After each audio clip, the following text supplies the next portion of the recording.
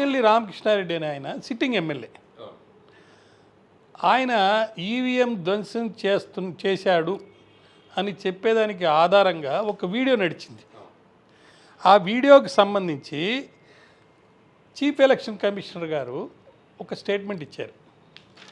మేము అదే రోజు ఎఫ్ఐఆర్ కట్టాము, దానికి సంబంధించిన ఎవిడెన్స్ని కూడా పోలీస్కి పంపించేసాము, ఇక పోలీసే చర్య తీసుకోవాలి, వాళ్ళు చర్య తీసుకోనందువల్ల సిట్ మళ్ళీ ఒకటి ఏర్పాటు చేసి సిట్ ఇచ్చిన రిపోర్ట్ బేస్ చేసుకొని ఫర్దర్ యాక్షన్ తీసుకోమన్నందువల్ల ఒక 10 సెక్షన్లని కొత్తగా పెట్టమని చెప్పేసి మేము ఒక రిక్వెస్ట్ లేకపోతే ఒక ఆర్డర్ని పంపించాము.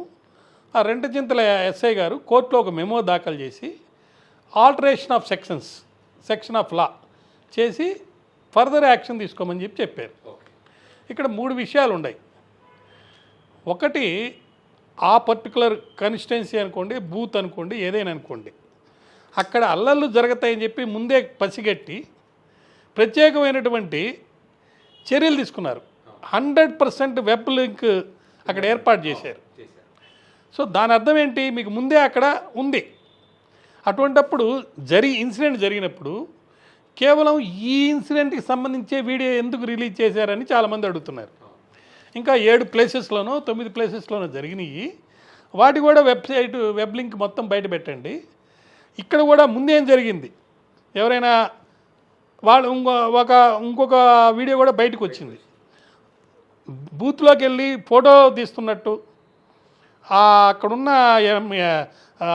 సెలక్షన్ ఆఫీసర్స్కి అందరికీ ఎవరు చేశారు ఇవన్నీ కూడా తెలిసినట్టు, ఎందుకంటే ఆయన లేచి నమస్కారం పెట్టాడు కాబట్టి తెలిసినప్పుడు పేరు ఎందుకు అప్పుడు ఇవ్వలేదు, అప్పుడు ఇంటుంటే ఆయన పేరు మీద ఎందుకు కేసు రిజిస్టర్ చేయలేదు, ఇటువంటివన్నీ బయటకు వచ్చినాయి. కాబట్టి సంపూర్ణమైనటువంటి దర్యాప్తు జరగాలి. ఉన్న డాక్యుమెంటరీ ఎవిడెన్సు లేకపోతే ఈ వీడియోల ఎవిడెన్సు ఇవన్నీ కూడా కలెక్ట్ చేసుకొని కేసు పెట్టి చేయాలి. ఒకటి, కొంతమంది మీద హౌస్ అరెస్టులు పెట్టారు.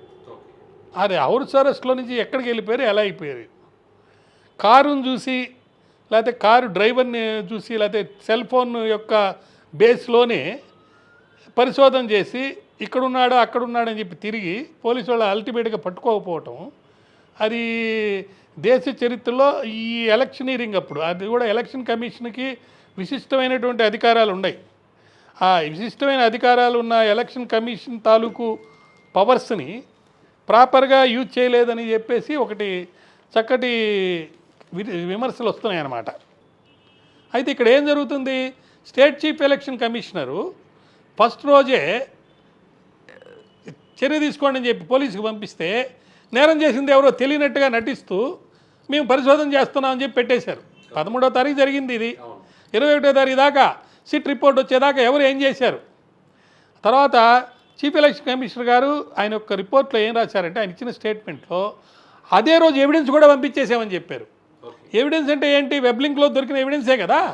వెబ్ లింక్ ఆల్రెడీ 100% మీరు వాచ్ డాగ్ లాగా పెట్టేసి ఉన్నారు కాబట్టి, సో ఎవరు ఏం చేశారని మీకు తెలిసినప్పుడు మీరు ఎందుకు ఈ చర్య తీసుకోలేదు. మేము హౌస్ అరెస్ట్ ఆర్డర్ చేసామన్నారు. హౌస్ అరెస్ట్ ఆర్డర్ చేసినంత సరిపోద్దా? చర్యలు అంటే హౌస్ అరెస్ట్ తోటి సరిపోయే పని అయితే ఇంట్లో కూర్చొని నాటకాలన్నీ నడుపుతారు కదా.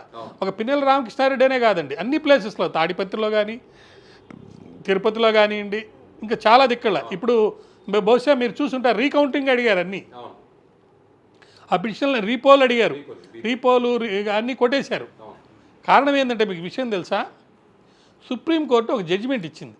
ఏమని ఇచ్చిందంటే, ఈవీఎంస్ని ట్యాంపర్ చేస్తారని, లేకపోతే ఈ వీవీప్యాట్స్లో కౌంట్ చేస్తూ ఈవీఎంలో కూడా కౌంట్ చేస్తూ సరిగా ఉందా లేదా చూడండి అని చెప్పి కోరితే, ఈవీఎంస్ లేకముందు ఎన్ని అర్లర్లు జరిగినాయో, ఎన్ని తప్పులు జరిగినాయో, పెట్రోల్ పోసి తగలబెట్టడం, లేకపోతే నీళ్లు పోసేయటం, ఇంకులు పోయటం, ఇవన్నీ కూడా మాకు తెలుసు. వాటిని ప్రివెంట్ చేయడానికే ఈ ఈవీఎంస్ వచ్చినాయి. ఈవీఎంస్ ఎక్కడా కూడా టోటల్గా ఫెయిల్ అయినట్టు మాకేం కనపడలేదు.